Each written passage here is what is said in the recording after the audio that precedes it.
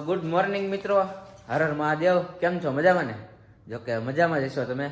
અને આપણો આજનો વ્લોગ અહીંથી સ્ટાર્ટ થઈ ગયો છે હિરેનના ઘરેથી. હિરેન, જોશો ને તારું ઘર? જો મિસ કરશો. તો અત્યારે હું તારી જ ગાડી લેવા આવ્યો છું. તો હું અત્યારે હિરેનની ગાડી લેવા આવ્યો છું, કેમ કે આમાં ધૂળ ચડી ગઈ છે. મારી ડિસ્કવરની ચેન તૂટી ગઈ, પછી સ્પ્લેન્ડર છે એમાં પંચર પડી ગયું. અત્યારે બે ગાડી બ્લોક થઈ ગઈ, એટલે હવે ત્રીજો ઓપ્શન સ્પ્લેન્ડર, સીધું પાજીની. તો અત્યારે હું હિરેનની સ્પ્લેન્ડર લેવા આવ્યો. જેનો હું સ્પ્લેન્ડર લઈ જાઉં છું. હમણાં બપોરે પાછી મૂકી જાઉં, મારી ગાડી રિપેર થઈ જાય એટલે. તો ફાઇનલી મિત્રો, અત્યારે અમે હિરેનની ગાડી લઈ અને અહીંયા આવી ગયા છીએ વાડીએ. મારી ગાડી જે સ્પ્લેન્ડર છે એને પંચર કરાવવા મૂકી છે. એને પંચર થઈ જાય પછી ડિસ્કવરને ચેન ચડાવવા દેવાની છે. તો આપણે સૌથી પહેલું કામ તબેલાનું આપણે બતાવી દેવું, કેમ કે પહેલું કામ એ હોય સવાર સવારમાં. બે ગાયો બધી નીણ ખાઈ ગઈ છે. નીણ નામે કઈ રહેવા નથી દીધું. આને પાલો રાખ્યો છે, ઓલી ખાઈ ગઈ છે. તો સૌ પ્રથમ આપણે છે ને આજે બે ગાયોને કપાસમાં બાંધી દેવાની છે, કેમ કે ભાગતી નથી. એ કાલ ફાઇનલ થઈ ગયું છે. તો બેને કપાસમાં બાંધી દઉં એટલે એ ખાતી થાય. પેલા વારો આવે છે ગીર ગાયનો.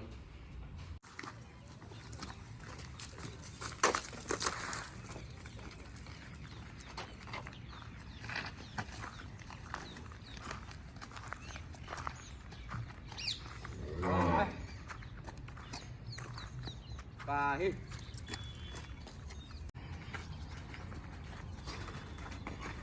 Halo. Halo.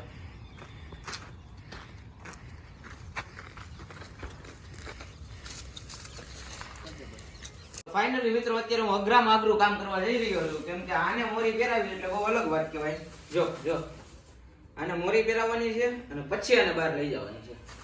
બસ બસ બસ. બારે જવું હોય મોરી નો પહેરવી હોય.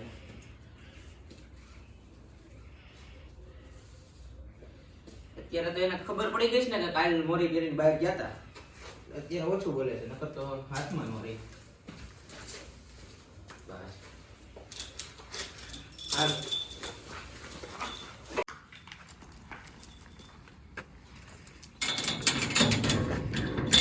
હાલો.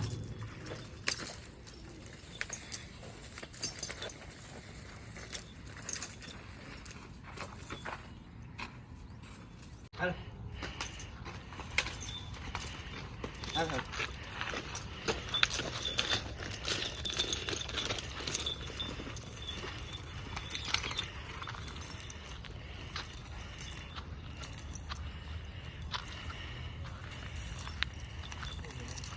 મિત્રો, જોઈ શકો છો તમે, આણા ખાવાનું સ્ટાર્ટ કરી દીધું છે દેશી ગાયે.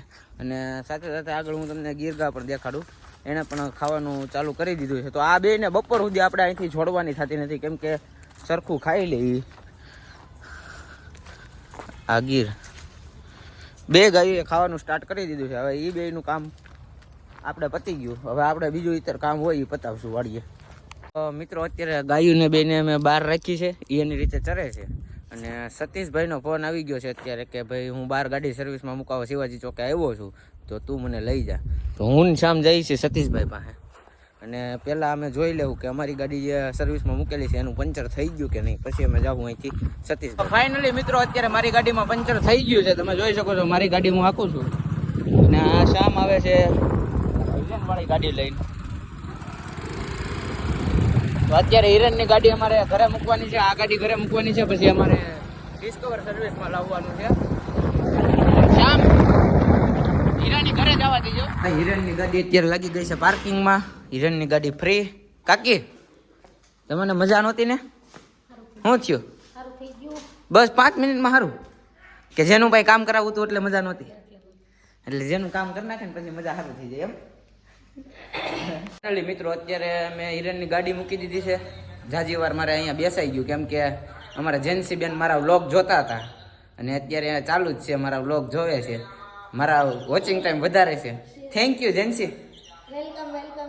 બસ આમ શેર કર્યા રાખજે એટલે મારું હેલા રાખે. અને હવે હું જાઉં છું વાડીએ. વાડીએ જઈને મારે જે ગાયું બહાર બાંધી છે એને અંદર પાછી તબેલામાં બાંધવી જોઈએ, કેમ કે આમાં નક્કી ન હોય. ગાયું થોડીક ભરાડી છે તો ભાગ્ય આ તે થાય. એની કરતાં હું ગાયુંને અંદર બાંધી આવું અને પછી આગળનું કામ કરશું. ફાઇનલી મિત્રો અત્યારે વાગી ગયા છે 11 અને તડકો આવી ગયો છે વધારે. આ ગાયોને અત્યારે તડકો લાગતો હોય છે, જોકે અત્યારે ધરાઈ રહી છે કમ્પ્લેટ, કેમ કે ઝીંડવા જ ખાધા છે, ઓરિજિનલ માલ જ કાપ્યો છે. અંદર જવું છે ને તબેલામાં જવું છે તારે?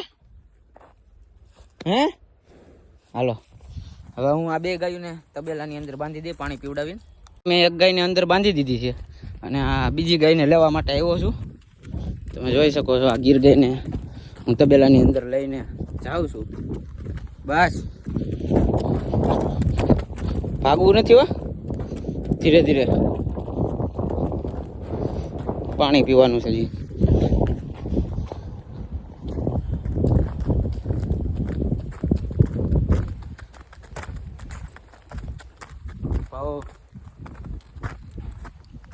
પાણી પી લે, નહીં પીવું?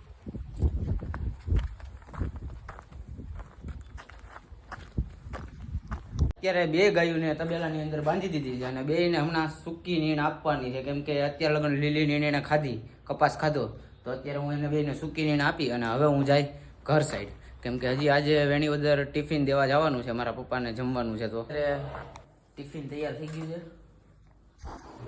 અને હું અત્યારે જાઉં છું વેણીવદર, જ્યાં હું કાલ ગયો હતો. વેણીવદર ગામની અંદર જે અમારી વાડી છે ત્યાં ટિફિન આપવા માટે જાઉં છું.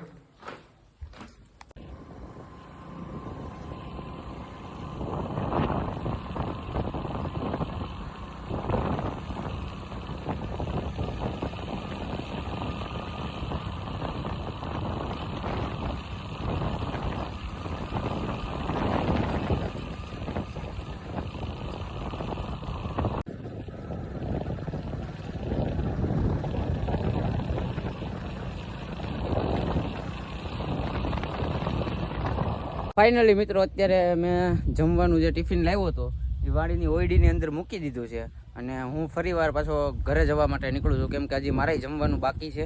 અને આટલામાં જ મેં એક ઉદાહરણ, જો કે દાખલો તમને દઉં કે ઘણી વખત ઘણા એવું કહેતા હોય, ખબર છે, જેને ઉગવું જ હોય ને એ પથ્થર ફાડીને ઉગે. આ તો એવું જ ઉદાહરણ તમને અહીંયા દેખાડું. આ પથ્થર છે કાયદેસર અને એની અંદર આ ઉગ્યું છે,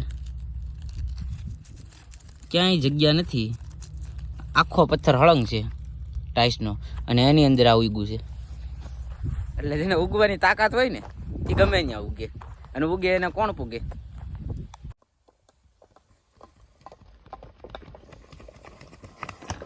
વાહ ભાઈ વાહ, શું વાત છે. અહીંયા જ રહેશો વાડીમાં? તો હવે હું આવી ગયો છું અત્યારે હંચળ દેવા માટે. કેટલો થયો? કેટલા રૂપિયાનો થાય? 100 રૂપિયા. કેટલા? 100 રૂપિયા. આનાથી નાનો ઉભા રહ્યો. આ કેટલાનો થાય જોવો તો? ये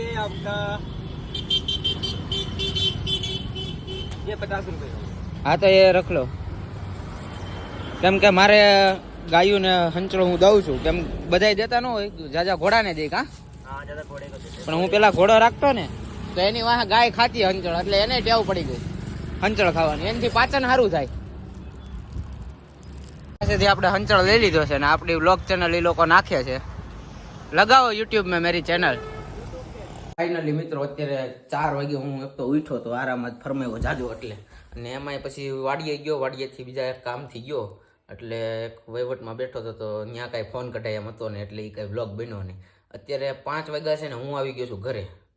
ઘરે આવવાનું કારણ છે આજ ભૂખ લાગી છે, એટલે હમણાં નાસ્તો બાસ્તો કરવું અને પછી થોડુંક કામ છે બહાર આટા બાટા મારું. આજ કાંઈ અત્યારે હવે કાંઈ વાડીએ જવાનું છે નહીં.